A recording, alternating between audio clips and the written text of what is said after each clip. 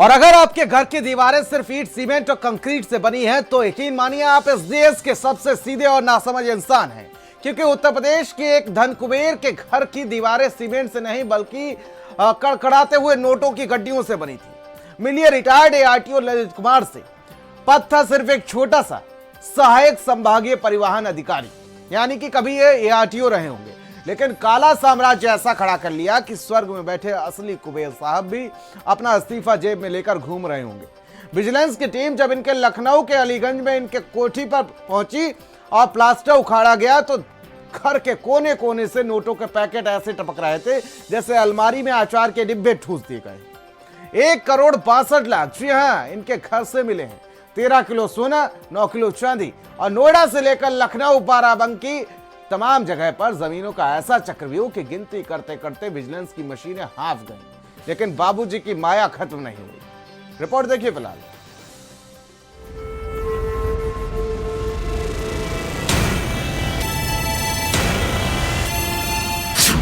स्वर्ग में कुबेर और यूपी में ललित बाबू। खजाना ऐसा कि असली कुबेर भी शर्मा कर इस्तीफा दे दे। दीवारों से टपक रहे नोट, अलमारियां उगल नहीं सोना।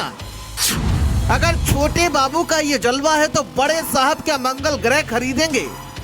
फिल्म दीवार का एक डायलॉग याद है, मेरे पास बंगला है, गाड़ी है, बैंक बैलेंस है। लेकिन एआरटीओ साहब ललित बाबू ने डायलॉग अपडेट कर दिया है। उन्होंने कहा कि मेरे पास दीवार है और दीवार के अंदर कैश है। विजिलेंस की टीम जब घर में घुसी तो घर नहीं, नोटों का गोदाम मिला। 1,62,00,000 रुपए कैश में मिले, वो भी पैकेटों में पैक कर दीवारों और अलमारियों में गुप्त खानों में ऐसे ठूसा गया था जैसे कोई अचार का डिब्बा छिपाता है। नोट गिनने वाली मशीनें गर्म होकर धुआं देने लगी, लेकिन एआरटीओ साहब का माया जाल खत्म ही नहीं हुआ। आगरा में एआरटीओ के पद पर तैनात रहे ललित कुमार के घर पर विजिलेंस की टीम ने बड़ी छापेमारी की कार्रवाई की है। 2 दिन तक चली इस कार्रवाई में विजिलेंस की टीम को बड़ी कामयाबी हाथ लगी और घर में एक एक कोने को जब चेक किया गया तो पूरे घर में अलग अलग पैकेट्स में छुपाए गए 1,62,00,000 रुपए बरामद किए गए हैं। 13 किलो सोने से बने हुए आभूषण जेवरात है वो बरामद किए गए हैं। रुपयों से मन भरा तो एआरटीओ साहब सोने पर आ गए। 13 किलो सोना, जी हाँ, 13 ग्राम नहीं 13 किलो सोना।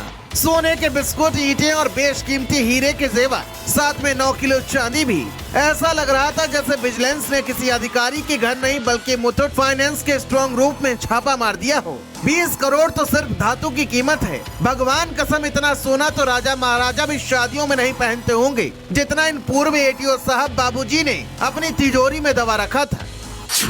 अब बाबूजी की दूरदृष्टि को देखिए, उन्होंने सिर्फ कैश में नहीं खेला, वो तो रियल एस्टेट के किंगपिन निकले। नोएडा में लग्जरी फ्लैट्स, लखनऊ के पॉश इलाकों में आलीशान कोठियां, बाराबंकी से लेकर रायबरेली तक बीघे के बीघे जमीन।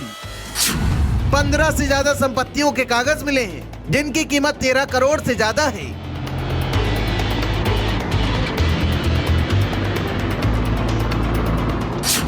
चलिए भ्रष्टाचार का काला चिट्ठा सुनिए। इनके पास से 1,62,00,000 रुपए कैश मिला है।